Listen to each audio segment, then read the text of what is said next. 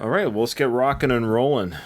How's everyone doing? This is actually our first official Stallone Podcast Network recording since we joined forces onto one feed. And so I'm actually kind of excited because I really feel like we're a family now.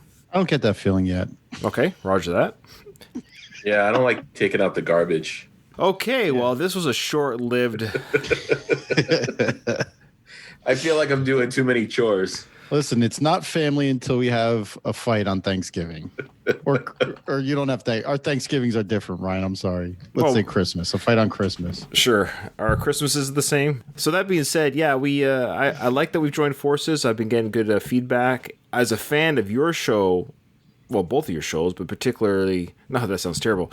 I'm just particularly looking forward to. I'm looking forward to the Rocky 3 drop. That's all. And I know we've had to offload your Rocky 1 and 2 stuff, but I guess it's buying you time. And I think people are listening. They must be that are listening that haven't listened before. I think that's what's happening according to the numbers. I was looking at the numbers, and it looks like some of our. I was actually surprised at the numbers that some of them were getting.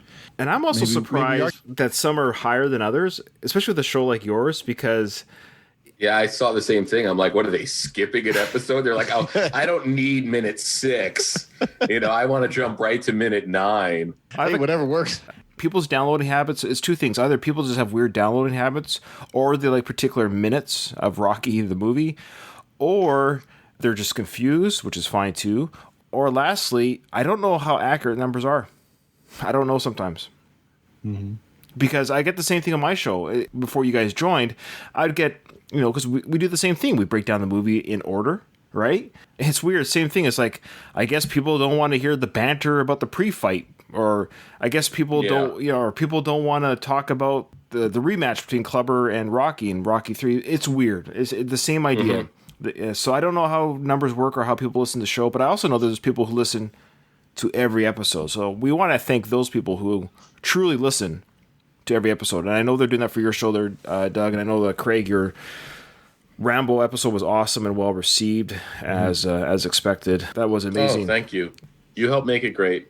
It was awesome to finally have an opportunity to talk to David Morrell, who was really generous with his time. And, he's talked about Rambo so much that, I was hesitant to be the guy that sent him an email saying, hey, do you mind talking about Rambo again?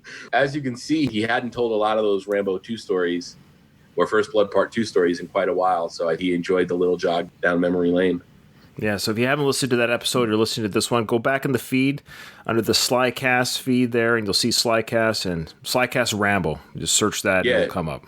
Yeah, it's the 35th anniversary. And actually, this is a big anniversary year for Slycast episodes. I think we did when Rocky turned 40. We did an episode when Cobra turned 30.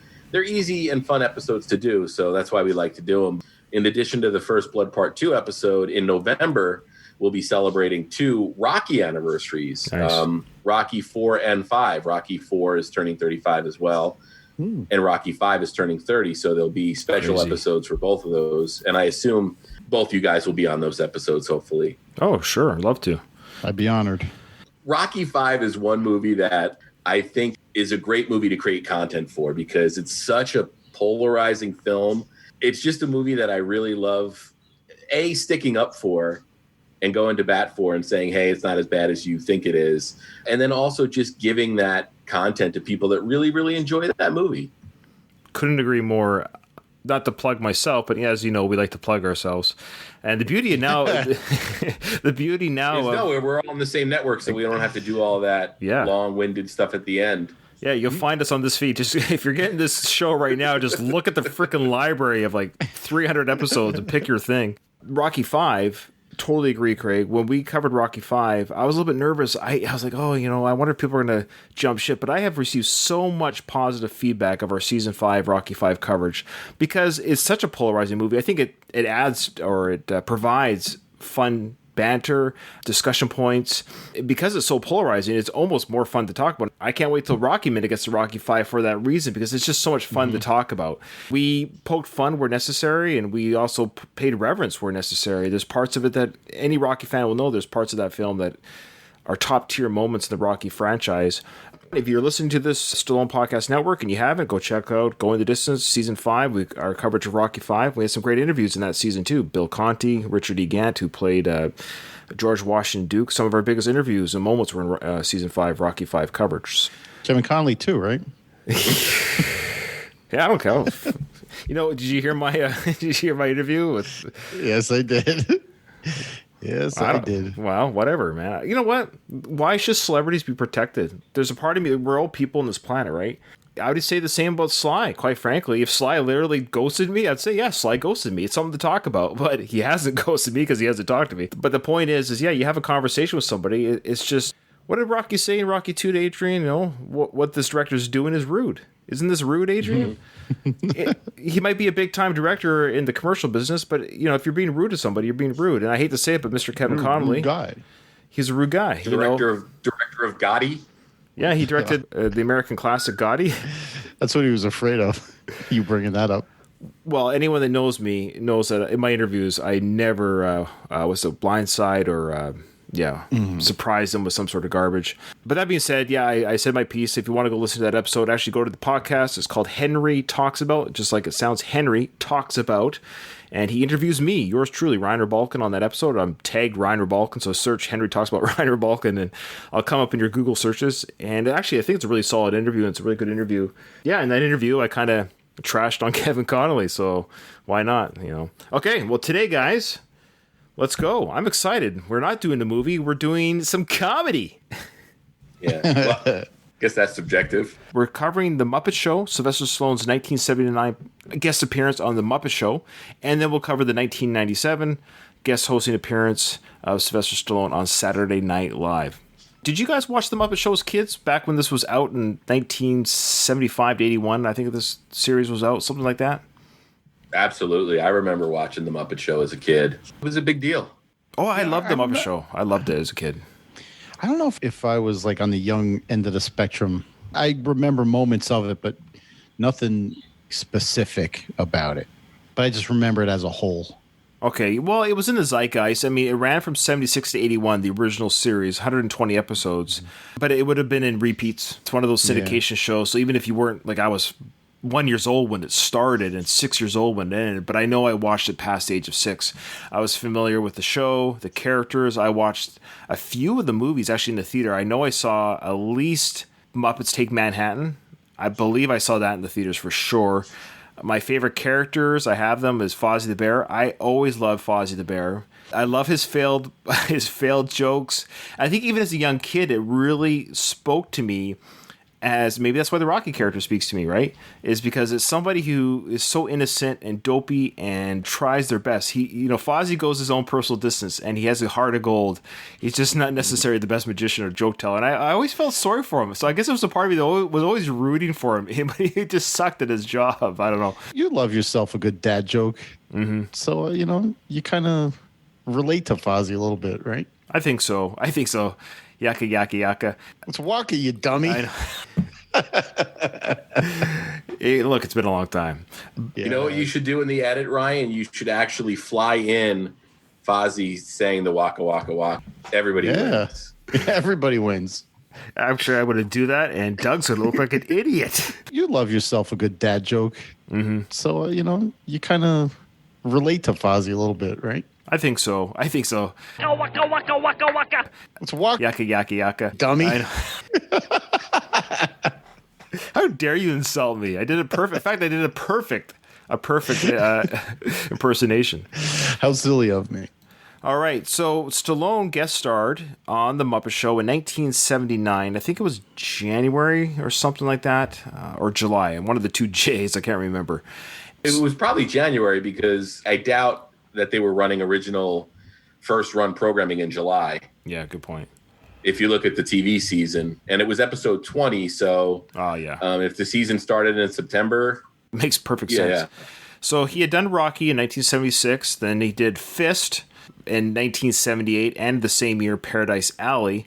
So he kind of had two movies in a row after the Rocky movie that didn't quite reach the zeitgeist, or I already used that word today, the pinnacle of the Rocky success. But he guest stars on The Muppet Show to help promote his upcoming Rocky II 1979 release. this is pretty standard fare for any celebrity even today, obviously, to guest star either on Saturday Night Live or whatever the flavor comedy show or late night TV show. So overall, before we get to the skits, Doug, what was your overall impression of Sly himself on The Muppet Show? I felt overall, I thought it was somewhat boring. He was holding back. We'll see him later on, in the Saturday Night Live, him actually tapping into his own personal comfort. But I think, especially in front of an audience, I think he might have been a little gun shy, maybe. Audience? What are you talking about? I know it's not like a live audience. Yeah, I was going to say. Performing in front of people instead of on a You know what's interesting about that, Doug, though? I can kind of see that criticism, but at the same time, when you're a guest star on The Muppet Show, you're automatically a straight man. So at that point, it's hard not to be overshadowed by a Muppet. Mm-hmm. Yeah, that's a good point. And I think that could ultimately make your performance look a little less impactful. But didn't he spend more time in the dressing room this episode than he did actually behind the camera? Seemed that way. If you look at it as an actual show, like the show that went out to the fictional air, he was in his dressing room for more parts of this show than he was actually on the show. He did 2 stage bits, and then the rest were dressing room bits. He changed when he was in the dressing room. Yeah, yeah, he did. I've forgotten what the Muppet Show was really about, the nuance of the show, that the idea is it's kind of like a 30 Rock. I don't know if you guys ever watched 30 Rock. Mm-hmm. It's a show within a show. I mean, I knew that, but I forgot just how much that was. And so in many ways, 30 Rock, or even, because 30 Rock's about Saturday Night Live and how that works. So really, the Muppet Show is just mimicking, I guess at the time, Saturday Night Live was out at this time. But the idea that we're watching the show, so there's people in the audience, so to speak, watching these Muppets perform magic tricks, musical numbers. But even some of the musical numbers, I forgot, were like legitimate numbers. They're just Muppets playing songs, jazz songs and what have you. And I guess I actually really appreciated the amount of talent and work and production that these mid to 70s to early 80s puppets, it's actually quite a feat of talent and costumes and singing and comedy sketches. But that being said, it was a story within a story. Like, we see them go out on stage, they perform, they go behind the camera, Kermit's the producer, stage right, stage left, and you got all these different characters, making this world go around to perform in front of this audience who's theoretically paid tickets at some sort of theater. Come and watch this. You got the 2 old men cracking jokes the whole time. You got the best seats in the house. Maybe nostalgia kicked in a little bit. I was like, man, this is a much smarter show than I remembered watching as an adult. This was a period when, like, the entire family would sit down to watch TV together. So you'd have, mom and dad, the kids, maybe grandma or grandpa, and that show would need to appeal to everybody watching it. Whereas nowadays, there's channels for grandma, there's channels for the kids, there's channels for dad, there's channels for mom. There isn't as much families getting together to watch TV anymore. So it definitely made it much more challenging, I think, on the creative end, to actually put together a show that needed to connect on so many different levels. Yeah, it takes a smart writer to give enough nuggets of comedy for the parents to enjoy, as well as make it pleasing to the eye for the kids. Mm-hmm. It's definitely challenging. As the human actors on a Muppet Show, like, you have to react and you have to bounce off of a puppet. That might have been some of what stunted Sly in this episode too. Is it's probably hard to react or act off of. You're talking to another character on screen and you're looking them in the eye, but in a puppet, there's nothing looking back at you. There's dead eyes. So you're kind of reacting off of that. I mean, those puppeteers were geniuses too. Oh my God, yeah, it's true. It's true art. So I remember there were a handful of moments in this where you see Sly has, I don't know if affection's the right word, the way he interacted with the Muppet. The one obvious one I'm thinking of right now is the Roman gladiator scene where he's with the lion. And at the end of the sketch, I think they're done. And I think he gives him a hug, if I remember correctly. And it just felt like a real genuine moment where Sly had connected with a soulless, that was a guy in a suit, of course, but he was still looking at, dead Muppet eyes. Right. Let's look at the first little intro here. So when the show first started, we see Sylvester Stallone inside the change room with a ukulele. Yeah. Sylvester Stallone, 15 seconds to curtain, Mr. Stallone. Everything okay? Oh, yeah, I'm happy as a clam. I'm so miserable. My back hurts. I gotta work overtime tonight. Well, happy as some clam. And this is the source of that famous GIF. Yes. Yeah. The one where he turns to the camera and shakes his head. Yep. Ryan's a fan of that one. Use that one a lot, Ryan. Yeah, I love a good GIF. Stallone's in the dressing room. He was told it's 15 seconds to current time, which is that's not very much notice. Anyways, it's a quick little dumb joke because he says he's happy as clams, and these clams walk by him mumbling and groaning. Essentially, is what happened. And he says happy as some clams. That was the joke. Now, Doug, did those clams ever appear on the Muppet Show again? You're asking me? Well, I know you like to do research, so. Believe it or not, it was hard to dig up research on these episodes. Actually, I did find a little bit of information on the Muppet Show. Just basically synopsis of the skit. There's a fandom wiki fandom. So people have been pretty good about the Muppet Shows, and they actually have provided links for each character. And so, for example, the punching bag character that comes up and the robot that comes up in one of these later skits, turns out that was the only episodes they were used for, but it's pretty cool. It actually has and tells you who they were and who voiced them and stuff. So the information's out there. But for the sake of this podcast, because we're just reviewing Stallone's performance in his particular skits, we're not going to go through. It's not a Muppet episode, so we'll just go to his. So the first big skit that he has is almost 6 minutes into the episode, which I thought was kind of weird. It's when he's a gladiator. Not much dialogue, a little bit of singing. Stallone comes out in a gladiator outfit. He's got a trident, which is an odd weapon for the arena. But he does the Rocky... Yeah, the foot, the foot shuffling. A little showmanship. I love how he throws the helmet. It says, hold this, guys. He throws the helmet, and it hits the Muppet in the head. Hold this, guys. I don't know why. That part actually made me laugh. So we have a lion come out, and I guess the joke or the gag is this big scary lion comes out, and it roars at Stallone's character, but of course Stallone roars back and scares the lion. Becomes a cowardly lion now in the process.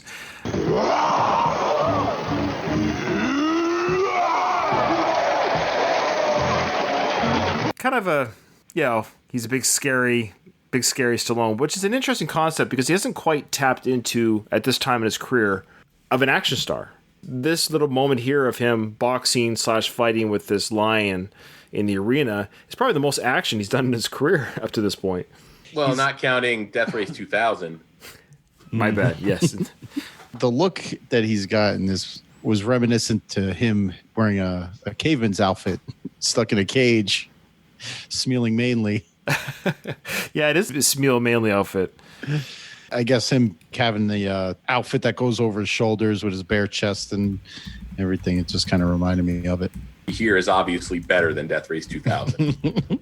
Excuse the pun. It's a tight race. Which one might be worse? I just want to know what the name of the song was. So they start singing here. I'll play the song that they start singing. I say I'll fight you. And I'll say I'll beat you. I'll say I'll beat you. And I say I'll eat you. Fight you. Beat you. Bite you. Eat you. Let's call the whole thing off. I say Augustus. And I say Augustus. I say Quo Vadis. And I say where you going? Augustus. Augustus. Quo Vadis. Where you going? Let's call the whole thing off. This is actually a remake of a real song, wasn't it? It's that one everybody knows. You know, you say tomato, I say tomato. I think that's something everybody Like a knows, even if duet they don't know kinda? the song. Yeah. That's basically the skit. They want to call the whole thing off, and that's the end of the skit. It's, of course, the gladiator character that Stallone plays, he still destroys the lion. He picks him up and throws him around like a rag doll.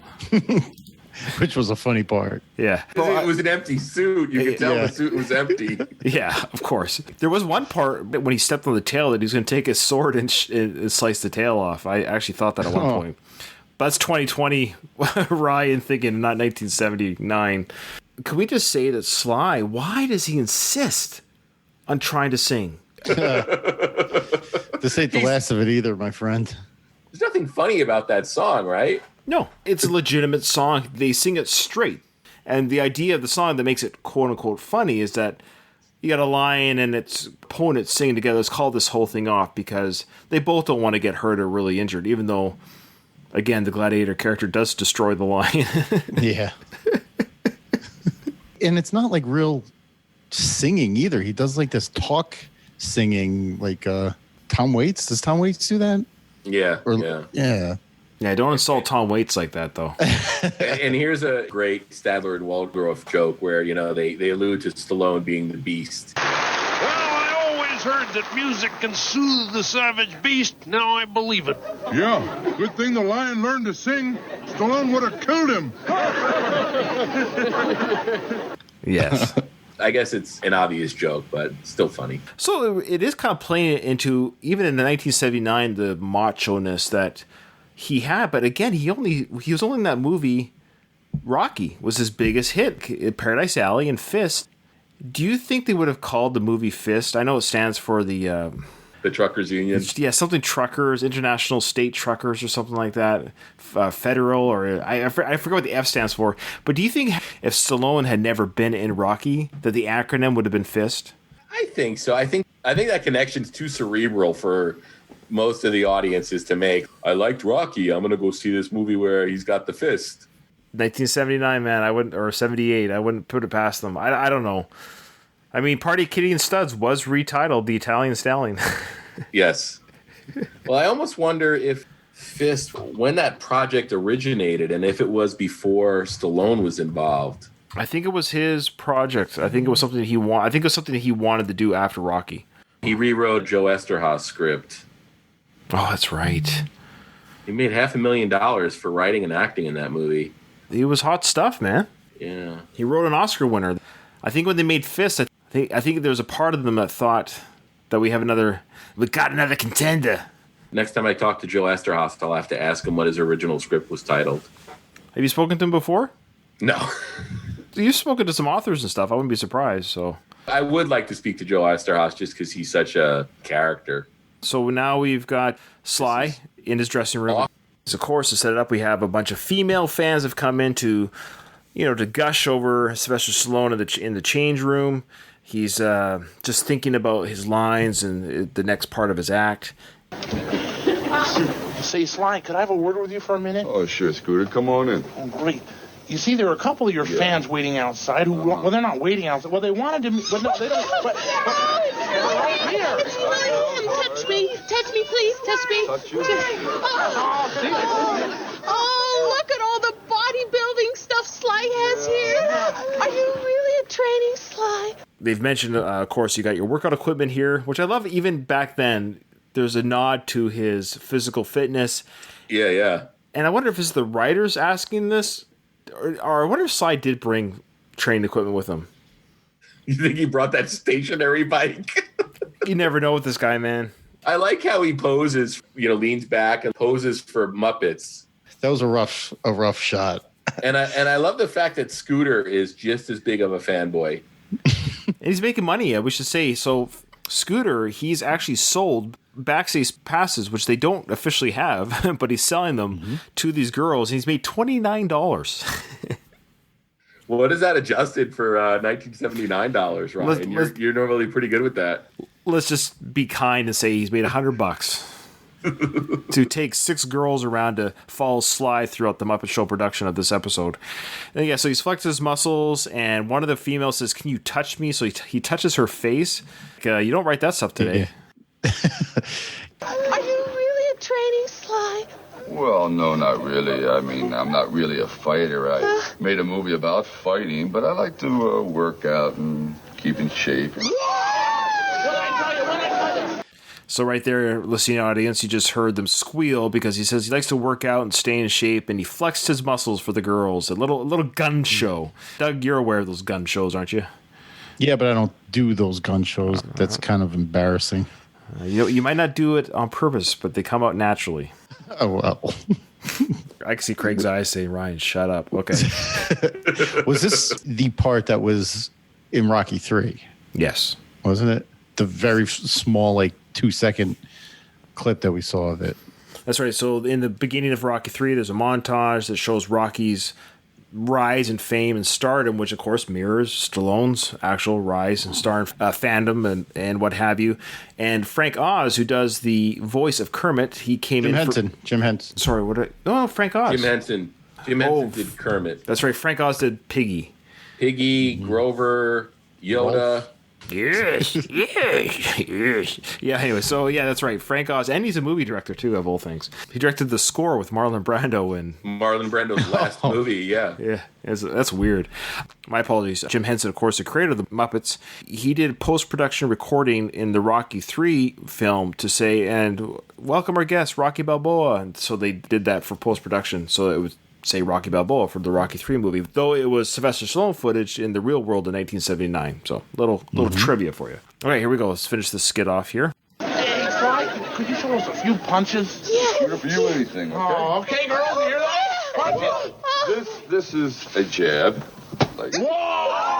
Huh? Yeah. more. This is a 1-2. Okay, this is a big combination. 1, 2, and here it comes. Could I have your autograph? Me too. Hi, Ted. Boy, Stallone, do you have some left hook? All right, so the punchline, excuse the pun, there was that... So, my little dad joke there was funnier than that whole skit. I guess the skit itself was just showing these girls gushing over Sly, and then they said, "Hey, do you want to see me do some Rocky punches on this punching bag?" So he does a left jab, he does a 1-2, and he does a combo. Then he does a big right or left or whatever hook. And the punching bag, it comes back as a character. It says, "Boy, I want your autograph too because you punch great." Gear Stallone looks at the camera and goes, "Oh, this place is silly." Why the costume change? Wouldn't it be better to do the work on the stationary bike in that black T-shirt? When you're Sylvester Stallone, you will work out in any way, shape, or form. Good question about the costume change. So for our listeners, another skit has come up. We see Stallone, of course, the character / actor in the Muppet Show here. Backstage again. He's backstage more than he's on camera. Well, I don't remember how the Muppet Show worked necessarily with all the guests. I think this might have been a bit of both, because we see them as them when they're in behind the curtain, because when they're in front of the curtain, they're actually playing a character like they do on Saturday Night Live. So we see a lot of the actual person, so to speak, play with the Muppets in between performances at the because the Muppets are also on stage. So it's an ongoing thing. So when he's in the dressing room, we're led to believe there's another performance happening on the stage at that same time by a Muppet. We're just led to believe he's just either left the stage doing a show or he's about to get ready. And then we have this character come on. I forget his name, but he'll say it, and so we'll just play it. It's the handsome pig. I don't know if you ever watched the Muppets when the Pig's in Space. He's the captain, I think, of Pigs in Space. Yeah. He let Sly use his dressing room. I think this is one worth playing just all the way through. Hello? Hello, Sylv. Are you decent? No, but my folks were. Come on in. Rumor has it that there are a bunch of groupies loose in the theater. Oh, really? Yeah. You think I'm safe here? Yeah, I think you can rest easy. You know, I noticed when you came here, you didn't arrive with much baggage. Yeah, that's me. I travel light, no baggage, on the go. Yeah, that's you. Traveling light, yeah. Well, listen, if you need anything, you just let me know, huh? Well, thanks a lot, Link. I appreciate it. For instance, I mean, if you wanted my aftershave lotion, it's in the right-hand drawer. Well, thanks, Link, but I don't. Yeah, my cologne is in the left drawer. Well, thank you, Link. And the scented body talc is above the mirror. Well, Link, you sure treat yourself well, you know that? Oh, can't complain, you know. Us guys, you gotta stay fit, you know. It's just... Hey, Link? Listen, what's the matter? Oh. I got it. Oh, tell me the worst. Did he mark me? Yeah, a little bit, I'm afraid. Oh, no. Hey, Link, don't cry, don't feel bad. You still smell nice. This pig thinks that the groupies that are let loose in the backstage is for him. So he's also giving Sly advice on how to smell more meanly or mainly with cologne and deodorant and what have you. And then he trips on himself, gives himself a black eye, which is a likely excuse. Like, hey, where'd you get that black eye? I tripped. Anyways, there you go. That was the skit. And I had nothing on it. It was a really flat sketch. I think the idea is that it's a pig who considers himself handsome, and he's comparing notes with the real life handsome man of Stallone. And also thinks he smells good. So when the pig turns his head, Sly goes, ooh, he stinks for real. Another crazy moment behind the curtain. Are we torturing our audience yet? Because Saturday Night Live looks like frickin' Monty Python's meaning of life compared to... I understand this is a family show, and it's a little bit of zany silliness. There's still definitely adult humor. Craig was saying a kid could watch this just for the antics and the silliness of the puppets, but the nuances and stuff that a lot of kids might miss. I really thought that we would do a whole episode on this. Whoever suggested that, I was like, no, this won't take long, because there's only a few skits that Sly's actually in. Yeah. Well, here's Fozzie for you. This is the funniest part of the show, was this bit with Fozzie and the unused robot from a previous skit. The robot comes back. Long story short, Fozzie the Bear had to find a female participant to be sawed in half, and nobody would want to volunteer because they all know that Fozzie, is a horrible magician, and he would probably saw you in half for real. So they actually donated this poor robot to be sawed in half because, lo and behold, Fozzie does saw her in half. He gets electrocuted for it. Listen to you. I think it's fantastic. I love it. The old guys, I love their comments after. What did you think? Shocking. Yes, but was it funny? Of course not. That'd really be shocking. What are their names again, Craig? Stadler and Waldorf. I love it. It's ingenious to have two characters who make fun of the program that you're showing the audience, like us, the TV viewers. Just a heckle. Yeah, but I love that they heckled the show that we're watching. We just watched that skit as an audience, and we got these two guys.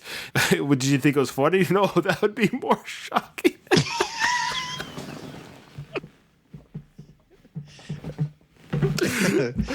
I tell you, the brains behind the Muppet Show, man, they were geniuses. It's pretty good. That's pretty meta to have characters make fun of the very show that they're creating that you are watching as an audience. Okay, so here we go. Here is Stallone in some sort of. He's got a mobster fedora on, and he's got barber quartet type outfit. Yeah, like an early 1900s barber. Yeah, he's got a beer in his hand, which he never drinks from, because that probably would have broken the standards for a family show. So here's the song they sing, and I forget the name of it, but... And here once again, ladies and gentlemen, our very special guest star, Sylvester Stallone.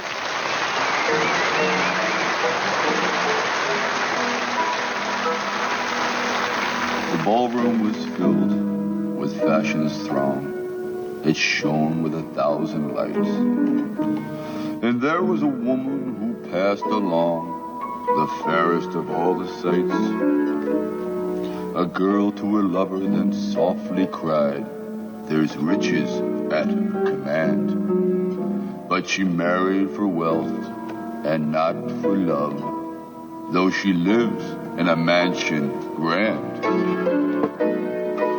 She's only a bird in a gilded cage, a beautiful sight to see, sight to see. You may think she's happy and free from care. She's not, though she seems to be.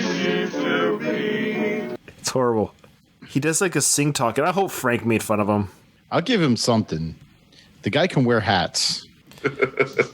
They just heard that sing talking, and then when it comes to the actual chorus, all the Muppets who can sing to kind of drown out Sly's terrible singing voice. But Sly, for whatever reason, bless his heart, he just can't let it go. He sang in Rhinestone. He sings on the Muppet Show. He sang in Rocky a few times. He sang the credits song to one of the movies we covered. Well, Paradise Alley, he sang the opening. Oh, that's yeah. Did he sing in Lords of Flatbush? Yeah, he sang at the table there, inside the ice cream parlor. You remember Lords of Flatbush, guys? Ooh. For those listening that have never seen it and have only heard our reviews, here in the States at least, Lords of Flatbush is now available on Prime Video. Oh, wow. They must have got a licensing agreement because I forget what channel I have here in Canada, but I saw that it was available on one of my movie channels. Maybe it's making a comeback. Lords of Flatbush. Check it out. Or don't. I think the thing with the singing is it's the one thing that Frank does better than him. Sly's older than Frank, right? He's the older brother. Mm-hmm. Right now, Mike Kunda's yelling at his listening device, and you call yourself a fan podcast network. No. We're not a Wikipedia.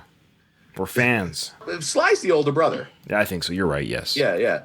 You can cut all this out during the edit. Please do. Ourselves. Oh, no. You guys made fun of me for not knowing Yaka Yaka Yaka. Well, it's Waka Waka Waka. Come on, man. No, but I think that's the thing with Sly is I think it still bothers him to this day probably that Frank is such a talented singer and that the one thing Frank can hold over him. I totally agree. Speaking of which, and just today, for example, I Googled Frank Stallone's net worth. So Sly's, as you know, is close to $500 million. Mm-hmm. Now, Frank will always have more money and fame than I'll ever have, but his is $2.5 million. 2.5? Yeah, I just figured, just being an actor and having the music that he sold alone, I just figured it would be. I think Robert Tepper might have a bigger net worth. Wow. Okay, well, the time has come to say goodbye because we don't have time for anything else to say. But before we go, let's have one last round of applause for the one and only Sylvester Stallone! Well, Kermit, I had a great time. I only hope I didn't hurt the talking punching bag. Hey, what hurt? Come on, Stallone. Give us one for old time's sake. Okay. Hey, Stallone, my kind of guy. Okay. That's it for now. We'll see you next time on the Muppet Show. You've been a wonderful laugh track. Okay.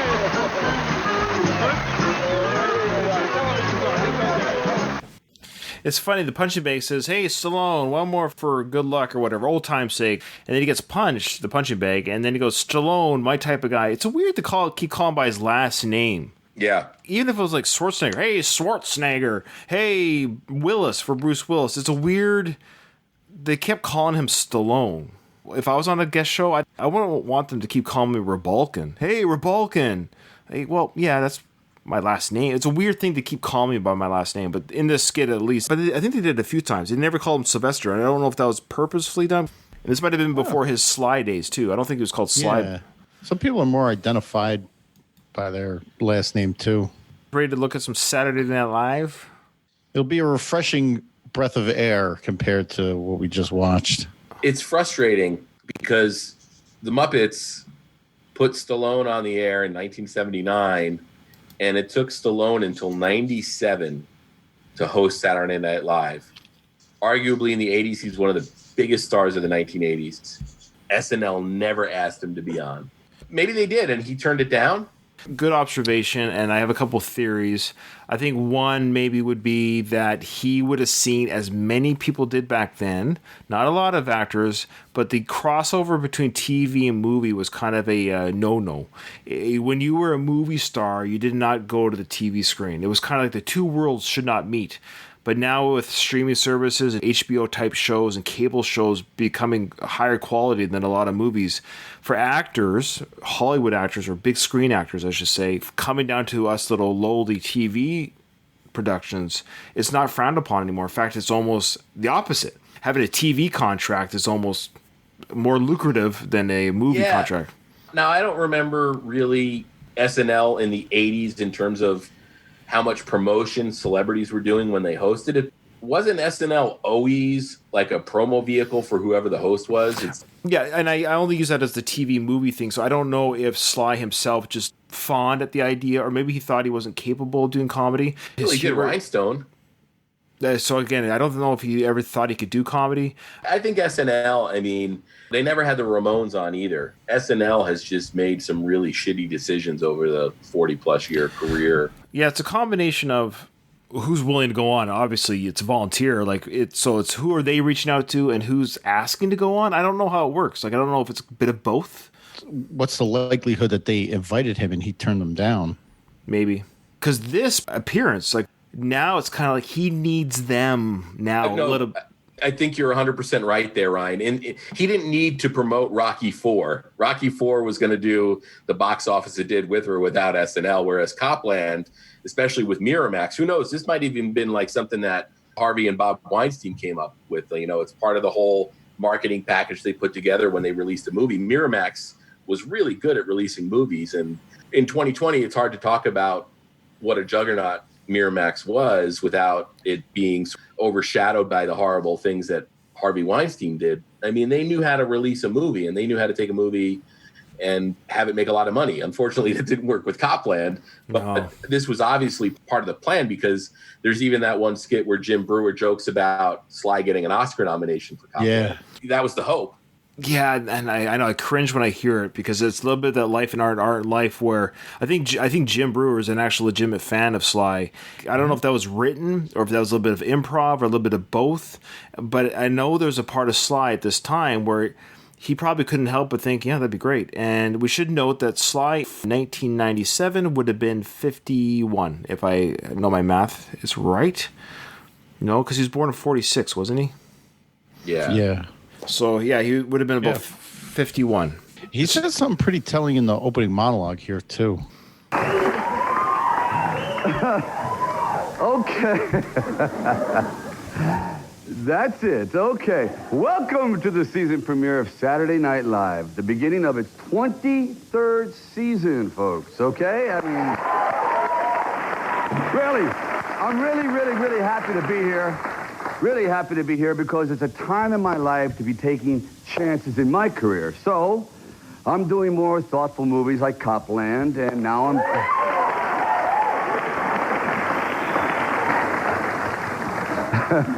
and now doing live TV. Well, it's not that I was leery about doing live TV until I saw ER 2 nights ago. Did you see that? Whoa, I mean, I can't...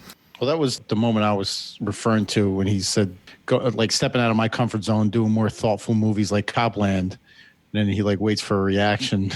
I think it was just a way to get Copland in there, and he didn't go on to make more thoughtful movies. He made shit like Driven, so... I mean, that's the thing. Like, if that was his goal, he wanted to take his career into a new direction by doing things like Copland and live TV. It kind of ended with live TV here, didn't it? This is actually probably the most important year in Stallone's post-Rocky life or career, in terms of his career, because this is the moment where things could have gone really different for the next 10 years. And it all falls on the failure of Copland.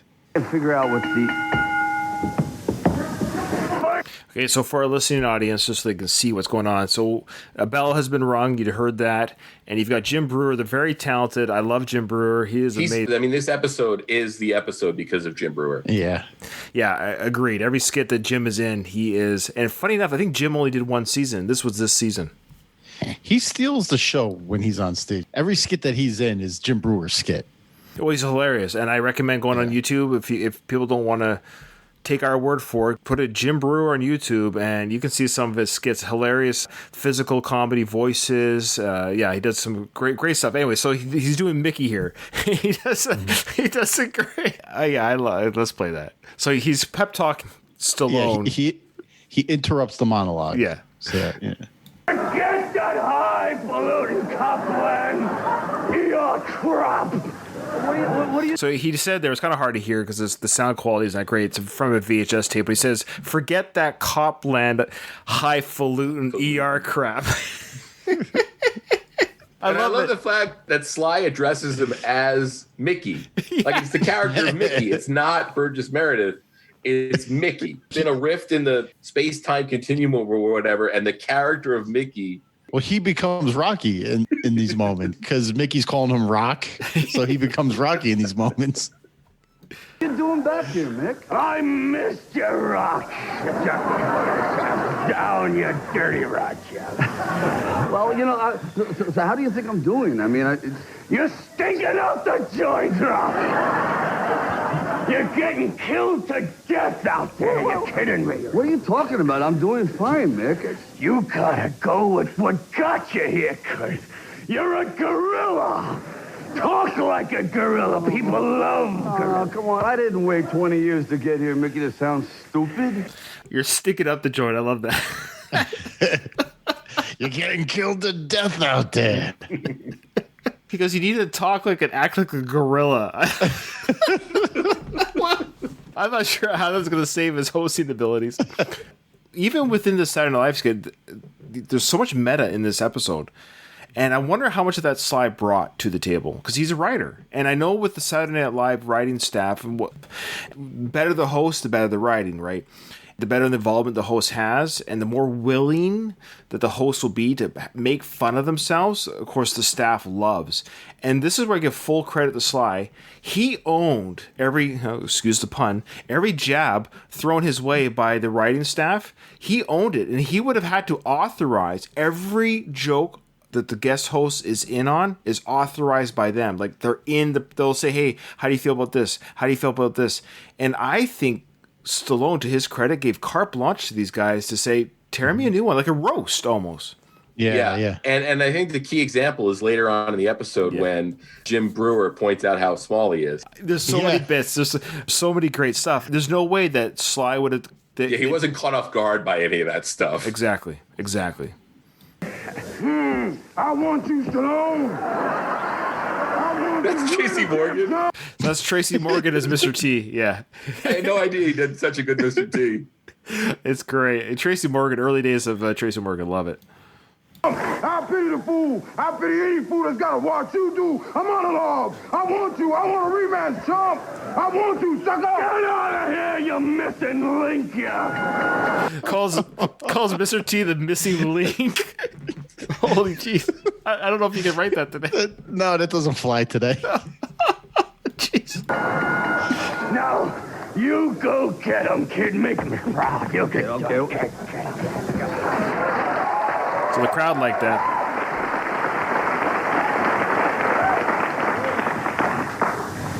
So anyway, campaign finance reform seems to have stalled on Capitol Hill.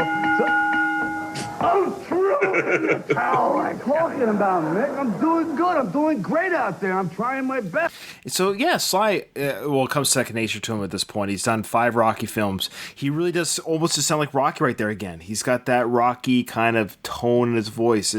He does the Sly monologue, but the moment he goes back to Mickey, you can kind of hear that Rocky inflection that he does in his voice. I don't know if you guys caught that. It's a silly little thing, but it's great. He embraces this whole skit by playing kind of like the... Come on, Mick, I'm doing great out there. What are you talking about? Yeah, great. Are you kidding me? Now look, kid. You gotta give the people what they want. What they want to hear. Yeah? They don't want to hear your thoughts on politics. No? You're a big, dumb animal. Yeah. You're a big, dumb animal. He's like, yeah, I am. A no-good punk fighter that they fell in love with 21 years ago. Yeah. So this is what you're gonna do. You're gonna pull your socks up, kid. You crazy, greasy Italian tank. And remember that Mickey loves you, kid. I love you. I love you.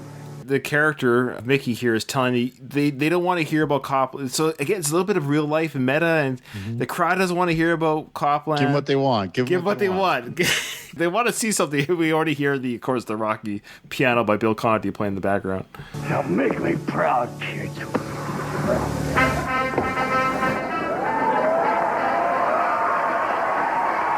It's like you turn the hat around there. Yeah. Here it is.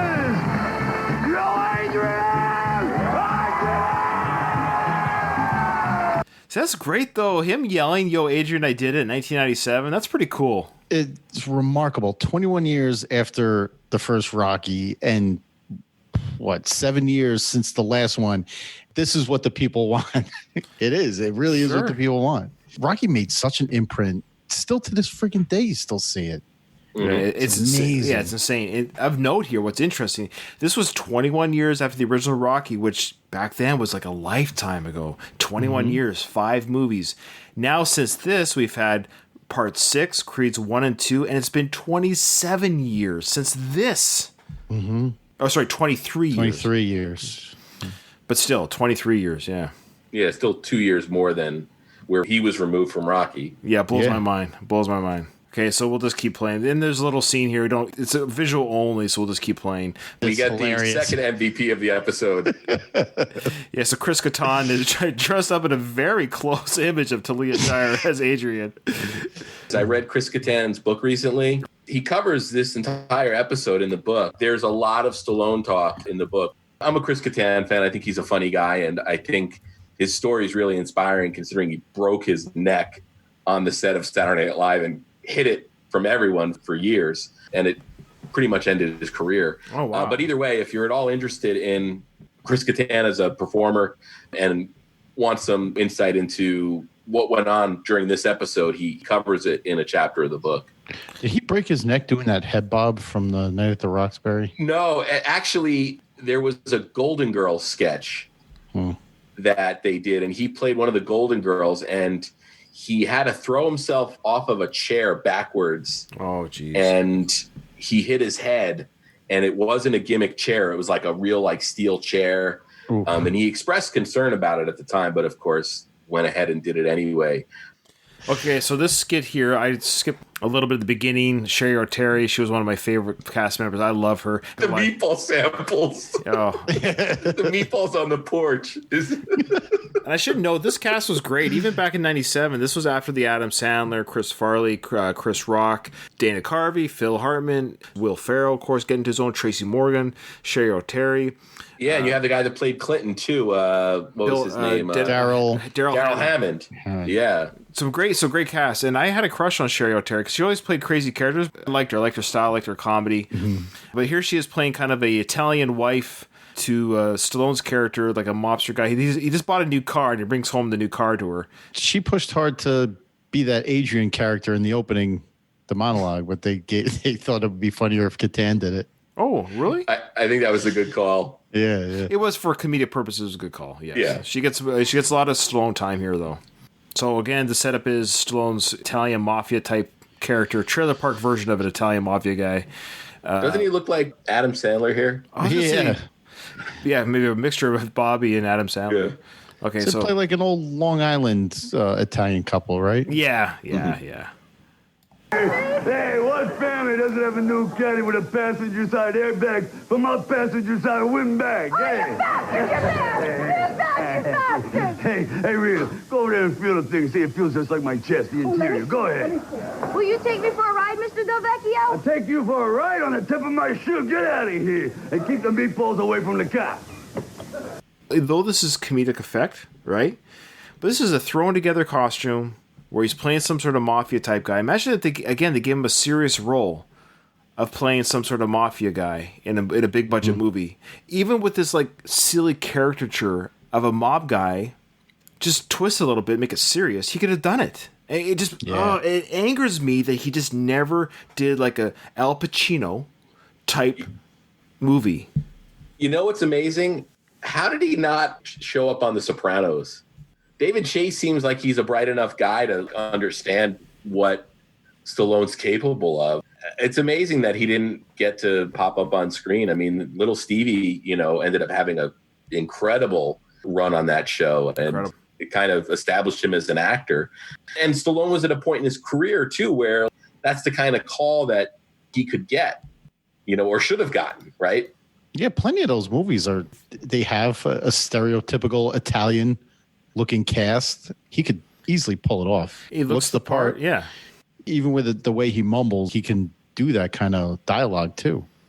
Oh, he has fun doing the over the top type Italian accent or whatever I don't know. Pun intended. You know what's funny about over the top? And how many times over the top is said during a Stallone podcast? It's weird. But overall, this skit was kind of weak. It's not a very strong skit. Well, the joke is the characters. And once you get past the joke of the stereotypical Italian characters, that's the sketch. But I like his over-the-top Italian guy in this sketch. Like, the sketch in itself is okay, but he makes the sketch. His mannerisms, he's like the Jim Brewer of this sketch. He steals this one. Oh, and this is where he makes the Frank Stallone joke, right? Yeah. Gonna take her over the bridge to see Frank? Oh, it's after the neighbor leaves. Yeah. But but I actually watched this whole thing front to end. And one, for nostalgia purposes, just to see what some of the pop culture references were 23 years ago. And the Weekend Update by Norm Macdonald. Okay, Norm Macdonald. I freaking love Norm Macdonald. I don't know if you guys are fans of him. I love his humor. I love his deliveries, his insight, and everything that Norm does just makes me laugh. And I think he was horribly underused and underrated as the Weekend Update correspondent. I think Lorne Michaels and him didn't get along. To understand Norm is to love him, and I don't think he got along with a lot of people because he's just Norm Macdonald.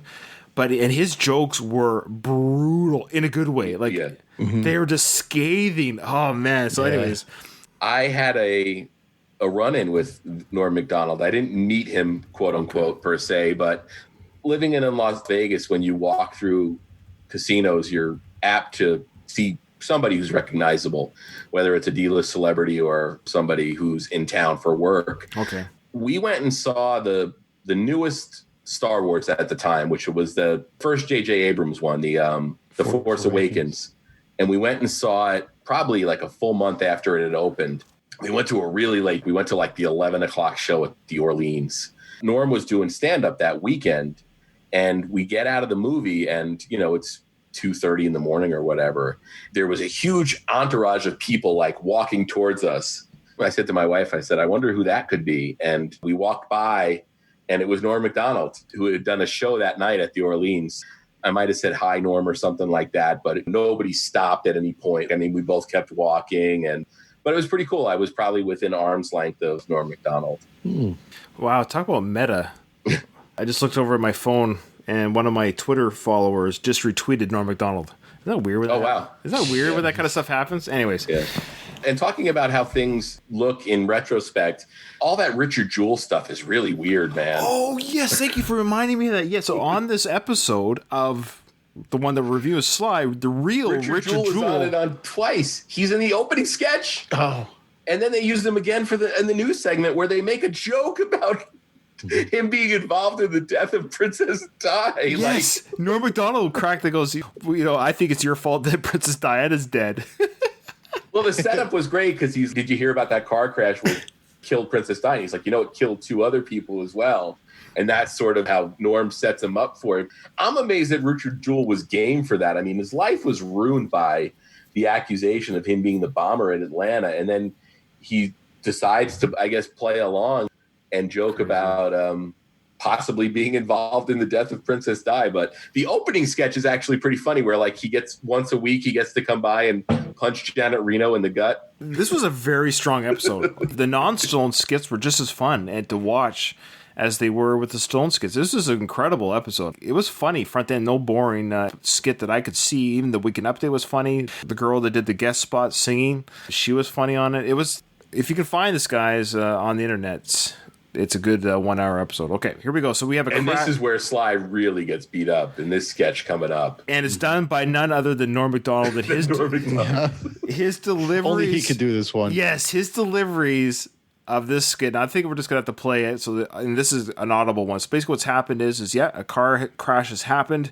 And Sly happens to be in the area. He's a first responder. He's there to comfort and help the injured people in the car while help arrives. And Norm Macdonald says what he says. Just check it out. He's one of the people that's hurt in the car. Oh my God! Everyone all right? Someone help! Help! Oh my God, I'm sorry, I didn't see you. Oh, come on, go get an ambulance, please. Aren't you Sylvester Stallone? Yes. Come on. Sir, are you all right? What happened? Well, you're all right, sir. Now, everything's going to be fine. I saw a white light and I felt this inner peace. Uh-huh. I thought I was going to heaven. But then that guy from that horrible movie Rhinestone showed up. What? It's Sly Stallone. He's trying to help us. Look, you'll be fine. You're just a little shaken up, okay? Great. I don't know which is worse, being in this accident or being helped by the star of Judge Dredd. Judge Dredd was still fairly recent at that point. That is an open wound. 2 years old. 2 years old. And funny enough, starring Rob Schneider. Rob Schneider from Saturday Night Live. I guarantee you it was Norm that wrote this. Yeah. Because his delivery is his writing. It has to be. It keeps going. And I want to say before it gets to it, just because I don't want to stop it, when he gets into digging on Over the Top, I cheered because I'm like, yes, I told you guys. I told you. I wish I was just as funny as him, because when we did that review of Over the Top, this is what I should have said. So let's Move! There's an ambulance coming, please. Thank you so much. You're very kind. Oh, it's okay. He's not that kind. Did you see Cobra? That movie actually got very screwed up in the editing. Whoa, what's wrong? What's wrong? What's wrong? I just remembered staying alive. Oh, hey, come on. Listen, he's trying to be nice. Yeah, okay, fine. How are you doing, madam? My arm hurts. Oh, really? Can you move your fingers? Oh, God, Paradise Alley sucks. I'm sorry. I didn't mean to say that. No, don't be sorry. The guy stole 2 hours of your life. Oh, come on. That's enough. I'm trying to help you. I'm getting dizzy from the blood loss. Oh, okay. Let me just put the pressure on there. That's right. You're going to be okay. You're going to be okay. I'm bleeding pretty badly here. Everything's going to be fine. I'm here for you. Let me ask you something. What were you thinking when you made Over the Top? What? Over the Top? I mean, you had to arm wrestle a guy for the custody of your son, for God's sake. Just save your energy. I mean, did you actually get that script and go around telling people, hey, this is a good one? Oh, come on, just drop it, please. No, you're right, It was an excellent movie, now that I think about it. After all, it does combine the emotional drama of a custody child hearing with arm wrestling. That's enough! Whoa, hey, remember that movie Kramer versus Kramer? Mm-hmm. Yeah, that was about child custody, too. Yeah, but it wasn't that good. It was, I don't know, it was missing something, what was it missing? I can't... Oh, wait, I know. Arm wrestling. Shut up! What are you doing? You're punching a car accident victim. No, you don't understand. He was bad-mouthing my film. The man is injured and he happens to think Tango and Cash is jackass, so you hit him? He didn't mention Tango and Cash, okay? Please, somebody just help my husband. I think this guy's dying. All right, everyone clear. I'm losing him. Stop, or my mom will shoot Suck. What did he say? I couldn't hear him. Did you hear him? Yeah. What did he say? Stop, my mom will shoot Suck. Wait. Everyone, shh. What did he say? He said, stop or my mom shoot sucked! It's okay. Listen, you've comforted my husband in the last minutes of his life. That's a noble thing. Don't let stop or my mom will shoot by that experience. Okay. Right. Wait, everyone. He's holding on to something. It's a videotape. It's Rambo.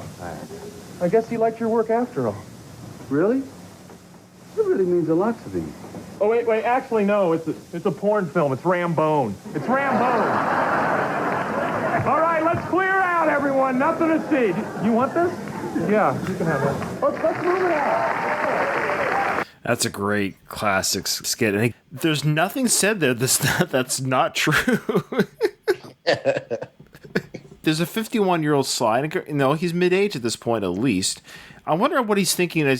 We know that he's able to make fun of himself, but there's still got to be a part of him as an artist that maybe this is clearing him a little bit of, if you can make fun of yourself, it takes a sting out of other people doing it, maybe.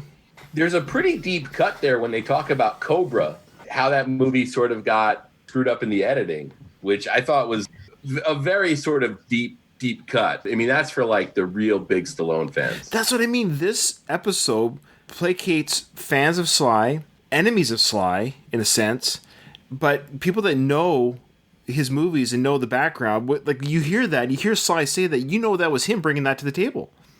But it's used as a joke plot device, but at the same time, it's also telling a bit of truth. Yeah, the movie got messed up and editing wasn't quite the vision we had. It's like, well, I'm remembering whatever the movie he said there. Staying alive, yeah. Which is another one. That one he wrote and directed. He wasn't even on camera in that one. So, like, there's some deep stuff there. And then I like how Stallone bungles the line of his own movie. Yeah. Stop or my mom shoot. But when he yells sucked. Yeah. Stop or my mom shoot. Well, the other thing I noticed here is things I always pick up on when I watch SNL is you always watch how much the guest host depends on the cue cards. And there aren't a lot of moments in this episode where you see Stallone looking off camera at those cue cards. And I guess that's either him being invested in the episode or it not really being challenging for him to memorize whatever you had to memorize. But that sketch, he did it a lot. Yeah. In that one. So how do you want to speak to this one? This one's really 90% visual. So how do you want to set it up for the listener? It's the, Night at the Roxbury, basically, with Stallone learning how to dance. Very Rocky-centric. There's a pretty funny sight gag here where they're at the bar and they do the big reveal. You know it's Stallone because they picked him up already. He turns around and he cracks the egg into the glass and takes the gulp of it. And then we learn that he's a terrible dancer.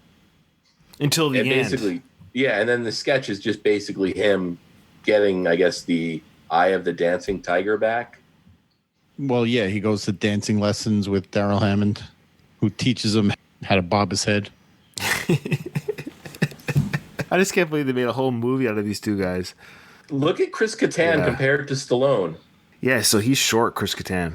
He must be 5'5", I think. 5'5", at least. Yeah, and I mean, Will Ferrell is, what, 6'3", maybe? 6'2" or 3, yeah. Yeah, he's a big dude. And that's the one thing that I find most interesting, and we're going to see it even more in the Orange Julius sketch. Mm-hmm. Stallone doesn't look like as big and as imposing as he normally does on screen in this. I was thinking that too. Like, maybe 7-8 years before this, he would have his shirt off in one of these sketches. Yeah. I also wonder if he lost a ton of weight after Copland. Yeah, because he had put on, 40 pounds for Copland, and I think he felt horrible that whole time. So he might have gone a little crazy on the other end in terms of dropping weight, because he's really, really slim here. They've left the bar. He yells out that he can't dance. They take him away, say, we got to train this guy how to dance. So they're back in the car listening to music. Of course, they're listening to that famous Baby Don't Hurt Me song. Now, talk about messing up the lines. I find it weird that Sly doesn't even know the lyrics to Eye of the Tiger. He's tired of the song Baby Don't Hurt Me, so he changes it to Eye of the Tiger. And so he starts singing, because I love the song, I know the song. That's the joke within the show, but he doesn't know the lyric. It's the one oof moment of this episode where, next to Stop Her, My Mom Shoot.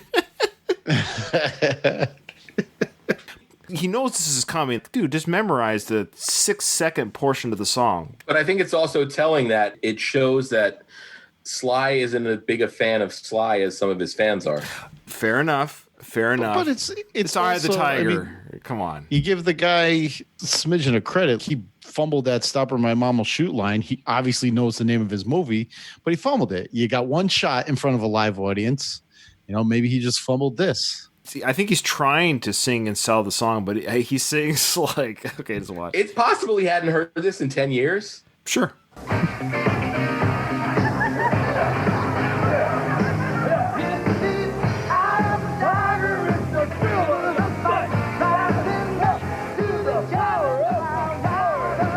So he's right there at the end there. Rise, you got near, and he goes, rise up to the power of your rival, or challenge of your rival. But he says, rise up to the power of your, and you realize, because he hears the music on the stage, he said the wrong lyric, and he caught himself, but like a true performer, it's live, he just keeps energetically saying something. And he's playing Rocky in this sketch, right? The cleverness of this joke was the Roxbury guys pick up Rocky. Well, it creates this whole thing, because is Rocky, the character, aware of the song "Eye of the Tiger"? Well, yes, because he was playing it on the radio. Yeah, when he was training. That was incidental music in the movie. I don't know. Well, don't forget, Rocky's theme song was played for him twice in his movie. Yes. The Rocky 3 statue reveal and Rocky 5 when he got off the airplane. His theme music was being played for him. Like I always said, it'd be like Darth Vader. Every time he walks around, he has some sort of band following. Like, do, do, do, do, do. All right. I think that's about it from this skit. He learns how to dance.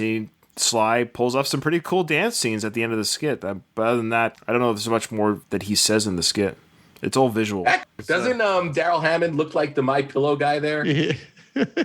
He does. Do you have the My Pillow guy in Canada, Ryan? I've seen it, yes. Yeah, I don't have it in my head, but I've seen it. I know the commercial. So watch Sly's You're dancing. You're going to laugh a lot harder to that later. Okay, I will. I'll check it out. Speaking of staying alive, Stallone playing, I guess, a disco Rocky. He does some good little dance moves here. Yeah. Doug, how are you as a dancer? Terrible. I'm such a white guy dancer. Joe Pesci, played by Jim Brewer, I thought it was great because it was a little bit of acknowledgement. Where was Joe Pesci for the Copland call? I don't know where they would have put him, but I would have been happy to see Joe Pesci to that already great cast of characters. They would have had to make a miniseries out of it with more characters. But here we go. Here's how that went down. Ladies and gentlemen. Hold on 1 freaking second here. Hey, Joe Pesci, what have you been up to? I'll tell you what I haven't been up to. Making movies with my so-called friends. Like Bobby De Niro, Harvey Keitel, Ray Liotta, all the Scorsese guys. You know why? Because they're busy making that movie Copland with you. That was a great shoot. You should have come over and hung out. I should have come and hung out. I should have been in the freaking thing. Well, no, Joe, seriously, we just thought you were probably busy doing all that great stuff you've been doing. Great stuff? What great stuff? I'm doing 8 heads in a duffel bag with freaking David Spade over here. Flat leavers, all of you. I'm disgusted. Next time, you call me. Or else there's going to be tremendous turmoil with all my friends. Call. That's all I'm saying. You understand? That was great. Boy, Jim Breuer did a great job there. I wondered, this was a little over a month after Copland came out. Because Copland was like August, and this is in September of 97. I'm wondering if Copland wasn't doing so hot, so they threw in an extra few Copland lines to kind of get the heat picked up a little bit. Maybe it's too bad. Boy, this is like Craig said earlier. This was a real make or break moment for Sly, and Sly is still relevant in the sense we got the Creed films. We just had a Rambo film. He's now doing Balboa Productions, and he's got the Samaritan film coming out, and he has another Expendables coming out too, right? Another Expendables, and so. Breaks my heart a little bit. I always say there's probably an alternate universe where Copland was an Oscar winner. It gave him the roles that we're talking about. What other reason would there for like a 30-second Joe Pesci bit to name drop Robert De Niro and Ray Liotta? Cast members, again, my little knowledge of Saturday Night Live, they really fight for their positions to get their spots. So the more stuff, the more talent you have. That's why guys like Dana Carvey were like on almost every skit, because the more you're able to do. You couldn't wait for somebody to write something for you. You know, you had to generate your own content if you wanted to get. Yes. Oh yeah, you wanted to be on camera. Oh yeah. Anytime you see somebody play a main part in a skit, they wrote it. It's for them. Mm-hmm. It's to get their stuff over. Really incredible way to be competitive, and you have to be, or else the creative juices don't flow, right? You have to almost kind of compete with the fellow staff. And speaking of juices, this is my all-time top 5 favorite Stallone performance for me. I mean, this is just a brilliant sketch from beginning to end, and Stallone just crushes it as the salesman who basically gets adopted from an Orange Julius that closes and reopens as a computer store, and he refuses to leave. Welcome to the computer station. Can I help you with something? Yeah, So we should say for our listening audience, if they haven't seen this skit, if you can, guys, we recommend just try all you can to look for. They're hard to find Saturday Night Live skits online, but see if you can find this whole episode or these skits that we're talking about. But Sly, he's kind of looking kind of nerdy. You'll hear the way he speaks, but he kind of looks dopey, meek, slouchy. Yeah, his hair is kind of all messed up, and then you'll hear how he sounds. I run a small business out of my home, and I'm looking for a personal computer with a Pentium processor. Well, this computer over here really kicks ass, so will that be cash or charge? This is nice, but it doesn't have a Pentium processor. No, but you got to ask yourself, in 1997, who really needs one of those Pentium processors? Pentium processor. And yes, I do. Yeah, but this computer is boss. It may be boss, but I need a Pentium processor. Do you even know what one is? Well, I worked in the store since it was an Orange Julius, so no, I don't. Just saying, he does look thinner here. Yeah. His face is very gaunt. His cheekbones and his nose, it just seems like he's just very narrow. I don't think I've seen him this narrow before. Everywhere. His shoulders, his chest, there's no, definition. It's got to be that he probably went crazy after. This was probably him dropping the weight from Copland before he put the muscle back on. This is probably the most human I think I've seen him. Yeah. And I say that without any insult. He just looks like a guy. He just seems very mortal here. It's interesting. Well, can I talk to someone who does know? Sure, I'll get someone. Okay. Thank you. No one knows? No one in the store knows what a Pentium processor is. No. As a matter of fact, I asked a lot of people. In fact, Doug, the manager, told me that you're probably a crazy street person coming off the street just talking gibberish words. Pentium processor isn't gibberish. Anyone who works in a computer store should know that. Are you calling Doug, my manager, a liar? This is ridiculous. I'll tell you what is ridiculous. I'll tell you, in this day and age, for crazy guys that come in the store asking for a kryptonite processorizer. I'm sorry, is there a problem here? Yes, there is. Are you Doug, the manager? There's no Doug working here. I'm Wallace. Okay, well, this guy told me you don't have Pentium processors. Well, here's one right here. Thank you. Sure. Pleasure to help. You got this one there, Leon? No problem, Doug. All right, baby. His name is Wallace. No, I forget sometimes. You see my old manager at the Orange Julius. His name's Doug. And anyway, I think I should tell you the computer you're looking at is for gays. What? Gays. So, you know what you want? You want one of these computers over here where the food comes out of, Right here. It's like a Star Trek.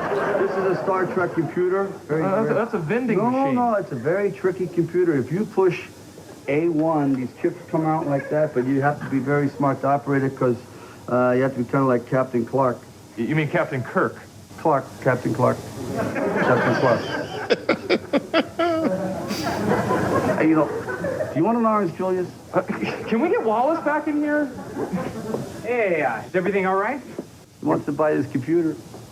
I'm sorry, sir. That's not a computer. That's a vending machine. I don't want to buy the vending machine. Oh, come on. Can't we make him a special deal or something? This is a good one. Well, I guess we could call the manufacturer. No, I don't want to buy that. I'm terribly sorry, sir. Was there a problem with this computer here? He said it was for gays. That's what... You're doing a great job, Leon. Thank you. Can I talk to you over here for a second, sir?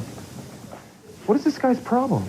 Look, that's Leon. He's a good guy. He used to work at the Orange Julius that was here before. Yeah, he told me. Well, when they closed the Orange Julius, he wouldn't leave. So the day we moved in, we found him sleeping in the back on the floor. He stood up with a cup of nails and said, do you want to buy a cup of Orange Julius? Oh, my God. Yeah, so just do the guy a favor, buy the vending machine. What? No, I'm not... Look, it's not that much money. It's like $3,900. No. Doug, I just got the paperwork started for this Star Trek potato chip machine computer. All right, good job, Leon. Will that be cash or charge, sir? I'm not buying the vending machine. Look, mister, you seem nice, but truth is I don't got much, A couple of years ago, I was working at Julius, and I was a big shot. I really was. But then they shut us down. And, I tried to open my own Orange Julius, but everyone got sick, really sick, and some died and everything. But I don't know, maybe I'm just not a lucky guy, and maybe a guy like me doesn't deserve anything like that. No, Leon. You're a wonderful man with a big heart. And I think today's your lucky day. Because I'm Samuel K. Julius, grandson of the founder of Orange Julius. You are? Yes, I am. And I think you're just the man to head up our brand new European division. How does that sound, Leon? Would you like to sell Orange Juliuses in Germany? Whatever! We're coming off the Orange Julius. It's a dream come true! It's a dream come true. So it ends with him cutting away to a German Orange Julius. What I love about this episode too, this skit, is did he know all along that he was going to offer this job? You remember that show Undercover Boss? Yeah. They stole that from this skit, I swear, where he comes in pretending to be somebody he's not. That he sees that he's a good person. He offers him this great gig in Germany. Brilliant sketch. Do you think that vending machine only costs $3,900? Only? Are they more expensive than that? Is the thing that makes it a vending machine valuable the content you put inside of it? There's like a lot of moving parts in a vending machine. No, I don't know. I don't know how they work. I think you rent the space or rent the machine anyways. And if you put one in your convenience store, you don't own it. Right. Mm-hmm. You're renting it. Oh, to the person that owns the machine. Right. The person that owns the machine rents it to you, and I guess you get a cut. You get a certain percentage. The two Jersey guys don't know. Like, I'm surprised. Me and Doug should both know, instantly, what the cut is and everything. Yeah. I mean, we probably do better knowing what skee ball machines make. I think this is the last sketch. I can't remember now. I think it's the last one featuring Sly. Okay. I just want to say for the record, this is actually my favorite one because it's the most, not to say brutal, or because the other ones kind of made fun of the movies that he's been in and stuff like that. But this is just an attack on Sly as a person, as a star. But again, I think it points a little bit to probably what Sly has experienced to maybe one degree or another as a celebrity, or even all celebrities have experienced this kind of thing. And guys, we're doing the drinking game too, where we take a shot every time Jim Brewer says, "Yo, Paulie." Oh man. Oh boy. Brewer, in his stand-up, he tells a story about how his dad met Sly on set during this episode. Oh, really? Dad got to meet Sylvester Stallone. That was probably the funniest moment of all Saturday Night Live that was never filmed. My dad, World War II vet, shuffles around. I'm like, Sylvester Stallone, do you mind meeting my dad? He's like, absolutely, I'd love to. Father, I'd love to meet him. Mr. Brewer, what's going on? And my father's like, hey, what's up, Sylvester? How's it hanging? A little to the left? Hey, your father's hilarious. And my father's like, Sylvester, I read somewhere you got a place in Florida. Where is that true? As a matter of fact, I got this place. Yeah, it's in Hollywood, Florida. Believe it or not. Believe it or not. That's right. I've been to Florida where he had and somebody got pregnant. Oh. My father's talking. Relax. So my dad goes, hey, they got an Elks Club where you're at, Sylvester? $1.99 beer, all you can drink, and $2 a spaghetti night every Wednesday night. Spaghetti, and I make the meatballs. Elks is a good... Sylvester, is he being serious? The Elks Club? What do you mean, like a moose? What's it mean? What, a moose? Is it Elks Club? Is he being serious? He's like, yeah, $1.99. All you can drink, spaghetti night, good time, Elks Club. So, Sylvester's like, listen, I don't know what you mean by no Elks Club, but the next time you're with me, Mr. B, I'll bring you to my place, Planet Hollywood. Yeah, been there. $20 a beer, $40 a burger. Yeah, I'm taking you to the Elks. That's ridiculous. I love it. I love guys like Brewer's dad that can do that kind of stuff where it just it totally get away with it. I think Sly probably appreciates it too. Talk to him like a person. Yeah. And really keep up the good work. Thank you so much. Thank you. Okay. Thank you. Stallone! Oh my God! Hold on, I like the fake props. Get the camera! Please, I have Get to the go. camera! I have to go. So, man, you don't understand, man. You know how many times I've seen Rocky? You know how many times I've seen Rocky? Really? We're talking like 46, man. You kidding me? Cop win. We are talking Oscar! Please, come on. Joey! No, that's Get the camera! Thank you very much, but I really don't have time for pictures. Dude, in the back, get the camera! Yo. I don't mean this in a gay way. No. But you're my idol! Thank you. Dude, I cannot even believe that I'm talking to you, man. I can't believe it myself. Thank you. Thank you. I'll be right back. Wait till my friend sees you. No, I'm not gonna be here. I'm not gonna be here. Ah! Rambo! I love Tracy Morgan. Keeps calling him Rambo, and he's like, it's such a Tracy Morgan. I know it's not Tracy Morgan. It's a whatever character he's playing, but I like he's calling him Rambo. There's probably part of Tracy that really just enjoys egging this on. Like, it's a lot of the scenes kind of ad-libbed a little bit. I mean, they know this is the skit, but they're just basically just talking crap at him at Sly. Here we go. You better than Gummy, damn it! Wait till I tell my wife who I saw, Rambo! No. Oh, man! Yo, I love when you jumped out that tree and cut that pig. You should see how my wife cooks chitlins. Oh, really? Well, thank you, but really very much. Oh, man. Hey, yo, Rambo, you got to do a brother solid, man. You gotta do a brother solid. I live right around the block, man. Won't you come to my house and kiss my wife for me? You gotta come over me and kiss my wife. No, listen, I can't. No, I don't even know you. Oh, man, what you talking about? You can't kiss my No, wife? it has nothing to do with your wife, really. Oh, man, take it anyway. Yo, you was in the woods, right? Yeah. You remember that? And you got the deep gash on your arm. Yeah. And you ended up sewing up your own wound. Yes, I Check know. it, I was in jail, right? Yeah? And the dude stabbed me. Yeah? Guess what I did? Sewed up my own wound. Rambo! That's great. Well, that's really nice to meet you. I'm fucking on you. Well, no, I really gotta go. I really. You see, ho. See, that's why I feel you, Rambo. That's why I feel you, Mr. Rambo. Because the police could not track you down. Oh, hey. Get a picture. Come on, get in there. Hey, guys, hey. Hello. Yo, not for nothing. Not for nothing. I gotta be honest. I thought you were bigger, man. Me too. Make a muscle. See, I told my wife, I'm bigger than Rocky. I was there. Bigger than Rocky. I'm growing, all right? Sid, What? how much money you making? Crazy man, right? Guys, wait a minute. Enough. Seriously, I'm not Rocky. I'm not Rambo, okay? I'm just a regular guy with a family, which I'm late to say. And really, I have to go, so thank you. 1 minute, though. One thing. Let me see that hunting knife you be carrying. Where you at? Yo, wait. Give me one paw. One paw. You're balling. How would you do that? It's nice meeting you. Seriously, nice meeting you, too. I'm just asking you to get out of my way. I have to go home. You do it for millions of people. You can't do one for me. How hard can it be? Movie. You boy! What's up with that weak handshake you just gave me, man? You ain't no Rambo. You ain't no Rambo. You're not no Rambo. Shorty! You're no Rambo, man.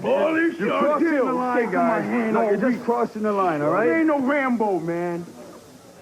You are not no Rambo, man. You know, this is why I don't go out because of guys like you, all right? Yeah. That's why.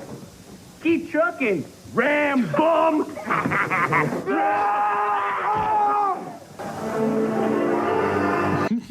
Was there a mirror?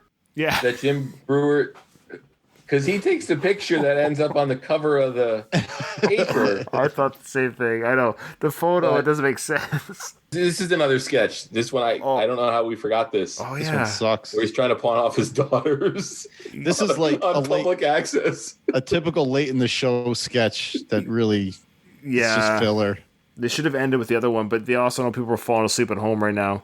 Mm-hmm. We'll play a little bit of it, but it really does kind of drag. It's not Sly's fault. He plays fine, but he plays a dad who has 3 daughters. They're all dysfunctional or ugly or all the above.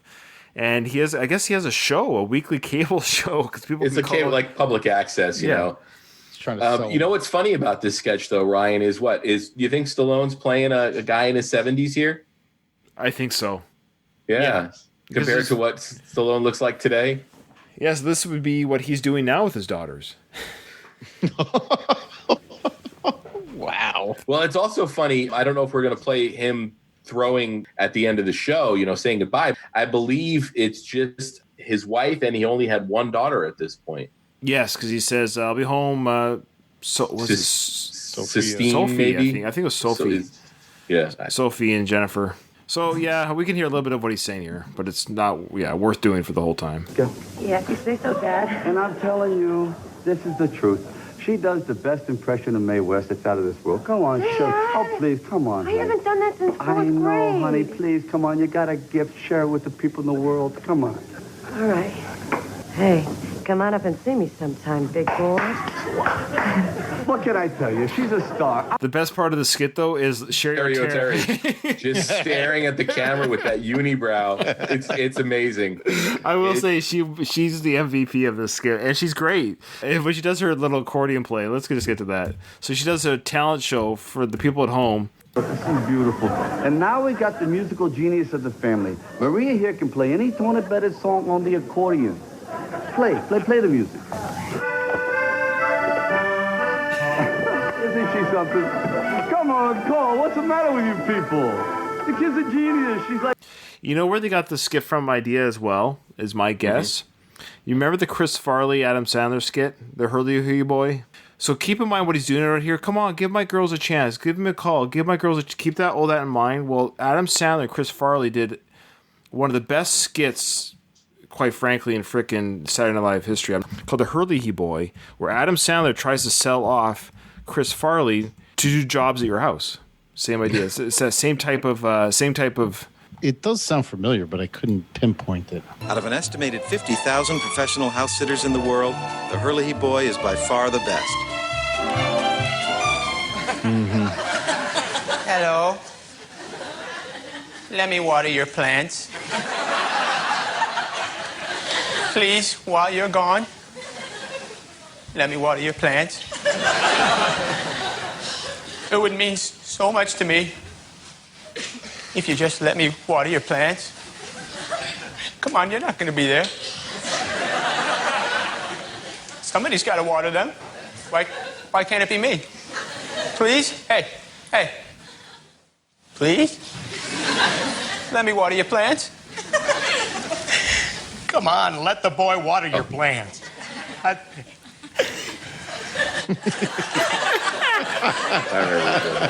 Chris Farley. Hi, hello. Are you good? Good.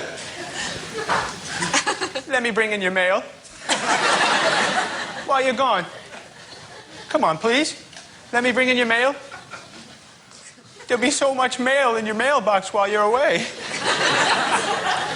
Let me bring the mail in the house for you. Come on, I'm already going to be watering your plants. Just say yes to me bringing in your mail, please. Don't look away. Look at me. I honestly and sincerely would like to bring in your mail. He's a good, hard-working boy. Let him bring in your mail.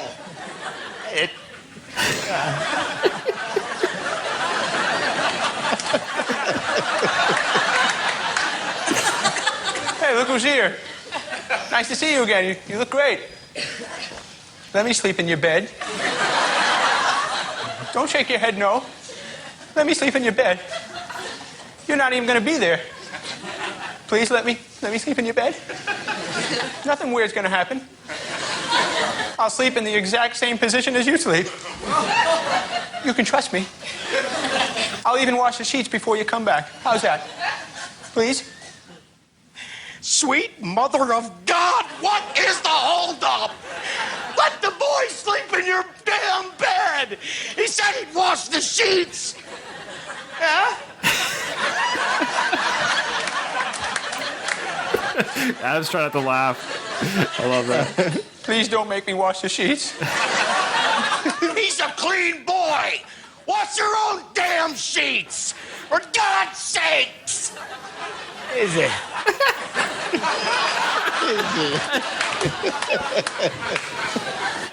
Let me move in with you, please. When you come back home, don't make me leave. Please, let me move in with you. I'll push all my things into the corner.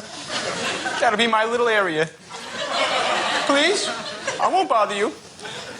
You don't even have to look at me. Just let me move in with you, please. I'd like an answer, and I'd like that answer to be yes, please. I've already slept in your bed. If you didn't want me to move in, why'd you let me sleep in your bed? Just let me move in with you, please. Can we stop this cruel game and allow the boy to keep one shred of dignity? For God's sake! Adam tries to laugh. I can't stand to see him in all this pain. You vicious bastards! Let him move in with you. Is it so bad to see somebody happy? So just let him move in. For the love of God, let the boy move in with you. Good Lord.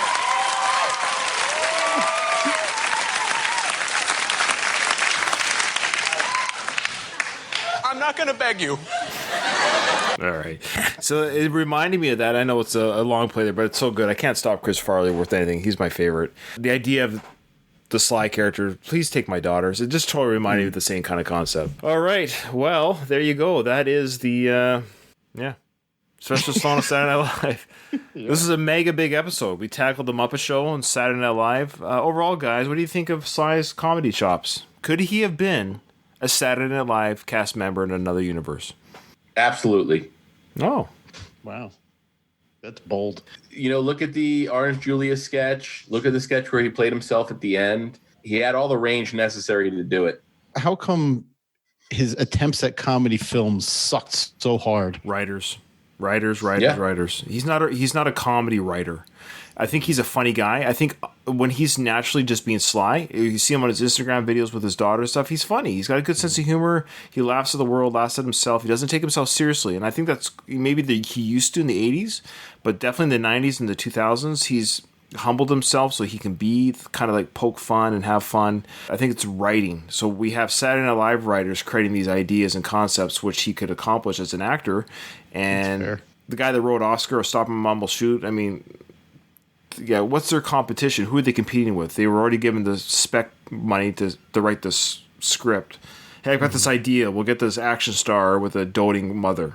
And we'll put him in a diaper. And we'll put him in a diaper. Like, oh, man. I'm surprised Sly didn't put his foot down on that. This was fun. I love an episode that doesn't really have any stakes. Mm-hmm. Yeah, it was a nice departure from what we normally do when we get together. Agreed. Yeah. It wasn't a hard episode, to prepare for. Not that I prepare much anyway. It was easy, very easy to prepare for. You guys went through how Craig prepares with this episode. No wonder you're always ready to record. Doug, why don't you go ahead and plug where you are in the feed and what you're about for our listeners? Well, as you hear us now, we are releasing all of our back episodes of Season 1 and Season 2 of Rocky Minute.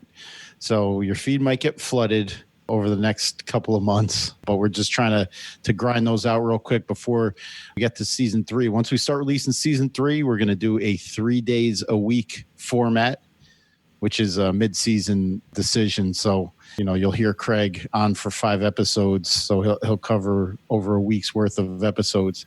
So that might happen with a few of the guests till we catch up. But 3 days a week, Monday, Wednesday, and Friday, most likely, once we start releasing Season 3. Awesome. So look forward to that later in 2020. Awesome. And Craig, what do you got in the horizon for Slycast? Yeah, well, let's see. We just had the Rambo at 35 episode, and our next regular movie coverage episode is going to be Assassins, which we have myself, Mike Kunda, and Jeff Ferry. So 3 of the 4, main guys from Slycast together for Assassins. So that one we recorded. I'll start dropping some of the classic or Slycasts from the vault type episodes. So we'll probably drop right around this one you're listening to right now, the Slycast discussion of the Muppet Show and SNL. Although I don't know if we did those together now that I think about it. I don't remember. I've listened to all your shows, but I don't remember how you did it. I was there, Ryan, and I don't remember. Yeah. But either way, whatever discussions we had that pertain to this topic, I'll throw up in the feed here. And it's really cool that we have one nice, clean feed for us all to be on. And yeah, it's great. I think it's worked for all of our feeds because I know people have jumped from Rocky Minute and Slycast listening to some of my catalog. They weren't there before, so my numbers have gone up. And it's not about numbers. It's just about we create content and we do want to share that with as many people as want to listen. So it's the idea is that now everyone, when they do Stallone podcast search, it goes to us. We are the predominant Stallone podcast search. It comes to us. Craig, I just wanted to say what you can call your past Slycast episodes, your Vault episodes. You could say Slycast, Take You Back. And then that could be your. It came to me as like you call it the Take You Back. Ryan, episodes. You're the name guy, man. You are the name guy. You helped name my bonus episodes of the Pulp Fiction podcast. So catch up with Craig. Yeah, you're gold, man. You've got a second career if the high seas don't do you well, man. It's been fun. Thank you. It's been fun. It's been a while, so it's been fun to talk. Yeah, take care, guys. All right, you as well.